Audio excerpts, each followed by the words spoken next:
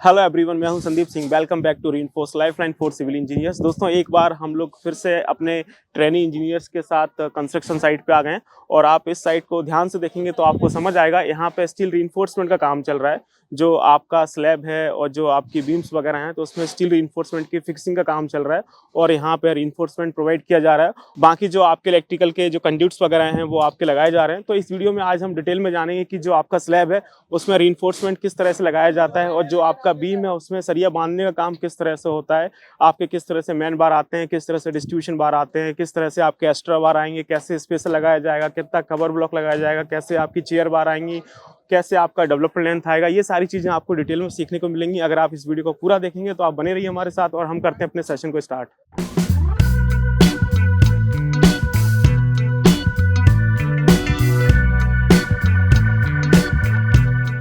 दोस्तों, ये हमारे ट्रेनिंग इंजीनियर्स हैं। इनके साथ आज हम कंस्ट्रक्शन साइट पे आए हुए हैं जहाँ पे हम लोग रीइंफोर्समेंट को समझेंगे। और ये हमारा 2 मंथ का pure practical offline training program होता है जिसमें हम ऑन साइट चीज़ों को सीखते हैं। तो आज हम लोग यहाँ पे स्लैब रीइंफोर्समेंट के बारे में देखेंगे। तो जैसा कि हम लोगों ने आपको क्लासरूम में बताया था कि हमारा 2 तरह का बीम होता है, एक आपका प्राइमरी बीम होता है और एक आपका सेकेंडरी बीम होता है। तो आप यहाँ पे देख सकते हैं कि जो सामने वाला बीम है वो हमारा क्या है, आपका प्राइमरी बीम है, क्योंकि वो आपका कॉलम टू कॉलम सपोर्टेड होता है जिसका लोड आपका कॉलम में ट्रांसफर होता है। अब आप यहाँ पे देखेंगे तो ये आपको क्या मिल रहा है, ये आपका एक तरह से सेकेंडरी बीम है।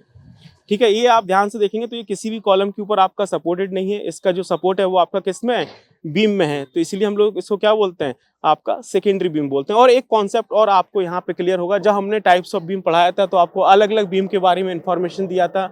जैसे आपका प्लिंथ बीम हो गया, आपका टाई बीम हो गया, आपका लिंटल बीम हो गया, आपका ड्रॉप बीम हो गया, आपका हेडन बीम हो गया। तो आपको वो चीज़ समझ नहीं आती थी कि जो आपका ड्रॉप बीम है वो कैसे होता है, जो आपका हेडन बीम है वो कैसे होता है। तो आप इस चीज़ को यहाँ पे समझ सकते हैं। तो आप ध्यान से देखेंगे तो आपको समझ आएगा कि ये वाला जो बीम है वो हमारा क्या है, ड्रॉप बीम है। इसको हम लोग लटक बीम भी बोलते हैं। जब आप इसको स्लैब के नीचे से देखोगे तो वो आपको लटकता हुआ दिखाई देगा।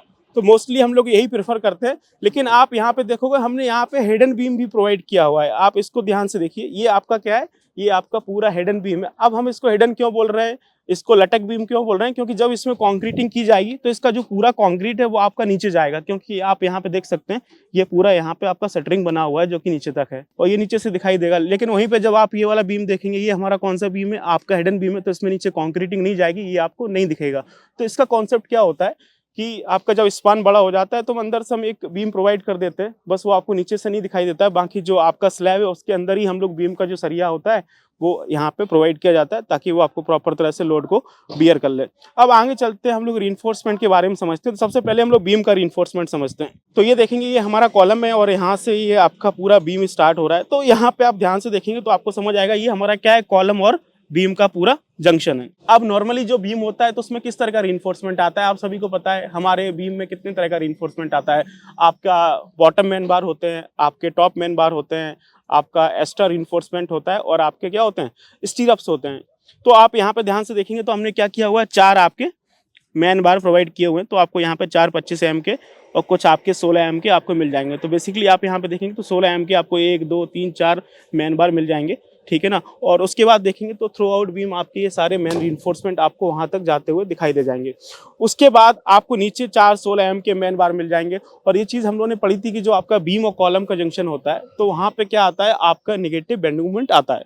तो उसको काउंटर करने के लिए हम लोग क्या प्रोवाइड करते हैं, आपका एक्स्ट्रा रीइंफोर्समेंट प्रोवाइड करते हैं। तो आप यहाँ पे देखेंगे तो टॉप में आपको ये पूरा एक्स्ट्रा बार मिल जाएगा और वहाँ पे भी देखेंगे आपको टॉप में एक्स्ट्रा बार मिल जाएगा। तो टॉप में एक्स्ट्रा बार हमें कितना देना है कि जो भी हमारा स्पान है वो भी आपका कौन सा, जो आपका क्लियर स्पान है उसके L/4 में हम लोग अपना एक्स्ट्रा रीइंफोर्समेंट देते हैं। तो आप यहाँ पे देखेंगे हमने नीचे आपके 3 आपके एक्स्ट्रा बार प्रोवाइड किए हुए हैं। एक आपका ये इधर आ रहा है, ये दूसरा है और ये तीसरा है। 3 एक्स्ट्रा बार आपको यहाँ पे दिए गए हैं और ये सिर्फ किस में है, आपके L/4 में है। तो आप ध्यान से देखेंगे यहाँ से लेके और ये यहाँ तक हमने एक्स्ट्रा रीइंफोर्समेंट प्रोवाइड किया हुआ है। यहाँ आके हमने एक्स्ट्रा रीइंफोर्समेंट को क्या कर दिया है, कट कर दिया है। और यहाँ पे सिर्फ आपको मैन बार ही दिखाई देंगे। आप देखेंगे यहाँ पे सिर्फ और सिर्फ आपको क्या दिखाई दे रहे हैं, मैन बार दिखाई दे रहे हैं। उसके बाद फिर आप यहाँ पे आगे आएंगे, ये हमारा फिर क्या है, आपका बीम और कॉलम का जंक्शन है, ठीक है। तो यहाँ पे फिर से आपका वही निगेटिव बेंडिंग मोमेंट आएगा।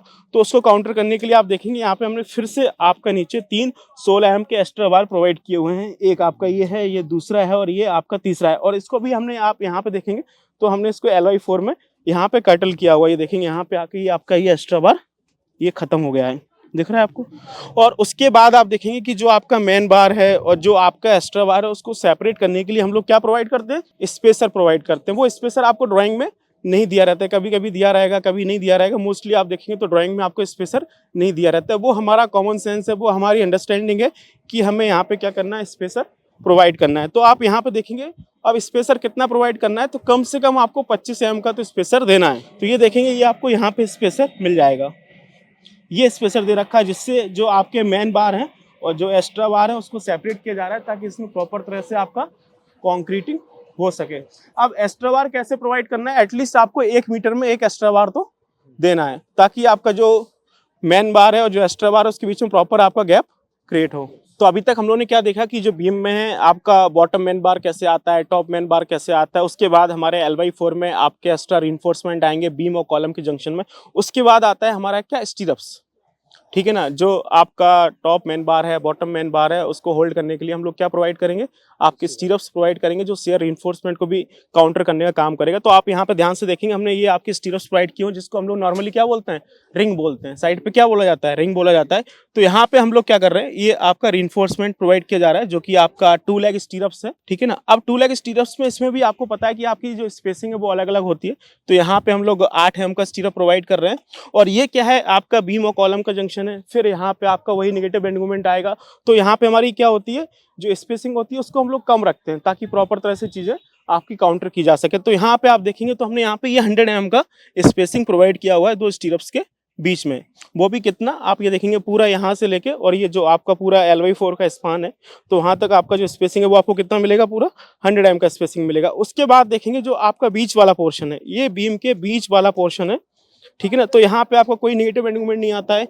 तो हमने क्या किया, स्पेसिंग बढ़ा दिया है। तो आप यहाँ पे देखेंगे जो रिंग का स्पेसिंग है वो कितना हो गया है, ये पूरा आपका 200 mm का हो गया है। तो ये बीच वाला स्पान है, तो इस पूरे बीच वाले स्पान में आपका 200 mm का स्पेसिंग मिलेगा।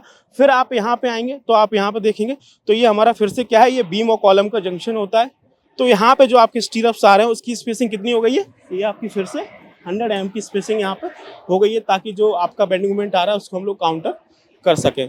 तो इस तरह से आपका पूरा बीम का रिइंफोर्समेंट यहाँ पे लगाया जा रहा है। और ये आपका क्या है, ये आपका हिडन बीम है। तो आप यहाँ पे ध्यान से देखेंगे तो आपको समझ में आएगा कि बाकी बीम के कंपैरिजन में जो आपका हिडन बीम है उसका रिइंफोर्समेंट हमने ज़्यादा रखा हुआ है। ये आपका बीम था, इसमें क्या 16 mm के बार थे, लेकिन यहाँ पे आप देखेंगे तो ये कितने एम का बार लगा हुआ है, यहाँ पे हमने 20 mm का बार लगाया हुआ है। तो थ्रू आउट लेंथ देखेंगे पूरा 20 mm का बार लगाया हुआ है। और यहाँ पे भी हम लोग स्टीरअप्स वगैरह प्रोवाइड कर रहे हैं। तो जब हम लोग बीम का BBS बनाते हैं तो वहाँ पे हम लोग कटिंग लेंथ वगैरह कैलकुलेट करते हैं। तो वहाँ पे फिर हम लोग डेवलपमेंट लेंथ वगैरह यूज़ करते हैं। तो डेवलपमेंट लेंथ में आपको थोड़ा सा दिक्कत होती है कि सर कैसे लेना है, क्या करना है। तो पहले तो आप ये समझिए कि जो आपका डेवलपमेंट लेंथ है वो क्या काम कर रहा है। डेवलपमेंट लेंथ का काम क्या है, एक RCC मेंबर से आपके दूसरे RCC मेंबर में लोड ट्रांसफ़र करना। तो ये जो आपका बीम है, इस बीम से आपका कॉलम में लोड कैसे ट्रांसफ़र होगा, इस डेवलपमेंट लेंथ के थ्रू, जिसको हम लोग क्या बोलते हैं, LD। तो अब इसमें जो आपका डेवलपमेंट लेंथ है वो क्या हो जाएगा, जो यहाँ से सरिया आपका अंदर जा रहा है, दिख रहा है ये जो बीम का सरिया आ रहा है। अब ये जो बीम का सरिया इस कॉलम के जो अंदर जाएगा, जिसके थ्रू आपका लोड ट्रांसफ़र होगा, उसको हम लोग क्या बोलेंगे, डेवलपमेंट लेंथ बोलेंगे। और ये डेवलपमेंट लेंथ कितना होता है वो आपका डिपेंड करता है कि आपका किस ग्रेड का कंक्रीट है और किस ग्रेड का स्टील है। जैसे जैसे आपका ग्रेड ऑफ कंक्रीट बढ़ेगा वैसे वैसे जो आपकी डेवलपमेंट लेंथ है वो क्या है, कम हो जाएगी। क्योंकि ग्रेड ऑफ कंक्रीट बढ़ रहा है तो कंक्रीट की सरिया के ऊपर पकड़ बढ़ जाती है, तो हम लोग डेवलपमेंट लेंथ कम कर देते हैं। ठीक है, जैसे आपका M20 का ग्रेड है तो उसमें जो आपकी डेवलपमेंट लेंथ होती है वो कितनी होती है, वो आपकी 57 टाइम्स ऑफ डायमीटर। M25 का है तो उसमें कितना होता है आपका 49 टाइम्स ऑफ डायमीटर। तो कितना भी कम होगा तो कम से कम हम लोग M20 का तो डालेंगे ना। तो इसीलिए जो आप देखते हैं हम लोग थंब रूल पढ़ते हैं, बोले डेवलपमेंट लेंथ लेना है, कितना लेना है, बोले 50 टाइम्स ऑफ डायमीटर, तो वो सफिशिएंट होता है, उसमें हमारा काम हो जाता है। लेकिन जैसे ग्रेड बढ़ेगा वैसे हम लोग डेवलपमेंट लेंथ होती है उसको हम लोग कम कर सकते हैं। और इसका सीधा सा फार्मूला होता है, कटिंग लेंथ निकालने का कुछ नहीं करना है, आपको क्लियर स्पान लेना है, उसमें आप डेवलपमेंट लेंथ ऐड कर दीजिए और आपकी कटिंग लेंथ निकल आएगी। ठीक है ना। तो दोस्तों आपने यहाँ पे देखा कि किस तरह से बीम के रीइंफोर्समेंट का काम हो रहा है। तो आप भी अगर इसी तरह से बिल्डिंग, हाईवे और ब्रिज के बारे में डिटेल में सीखना चाहते हैं तो रीइंफोर्स 10 जनवरी से अपना पहला इस साल का offline pure practical on site training program लेके आ रहा है, जो कि हमारे हेड ऑफिस में दिल्ली में होगा। और ये 2 महीने का प्रैक्टिकल ऑफलाइन ट्रेनिंग प्रोग्राम है, जिसमें हम लोग बिल्डिंग, हाईवे और ब्रिज प्रोजेक्ट का proper construction process, drawing, reading, layout, execution, quantity surveying, बार bending schedule, estimation, costing, rate analysis, BOQ preparation और बिलिंग को डिटेल में डिस्कस कर रहे होंगे। और आप इसी तरह से डिटेल में ट्रेनिंग लेना चाहते हैं तो नीचे दिए नंबर पर कॉल करके इंक्वायरी कर सकते हैं। अदरवाइज हमारे हेड ऑफिस में आके 2 घंटे का फ्री डेमो कम काउंसलिंग सेशन ले सकते हैं, जहाँ पे हम इस तरह से चीज़ें प्रैक्टिकली सीख रहे होते हैं और आप सीख के इस इंडस्ट्री में आगे बढ़ रहे होते हैं। और इस सेशन के लिए इतना ही काफ़ी। अगर आपको वीडियो अच्छा लगा तो आप इसे लाइक करिए, अपने फ्रेंड्स के साथ शेयर करिए। बाकी मिलते हैं नेक्स्ट सेशन में। Till then keep learning, keep exploring. Thank you so much.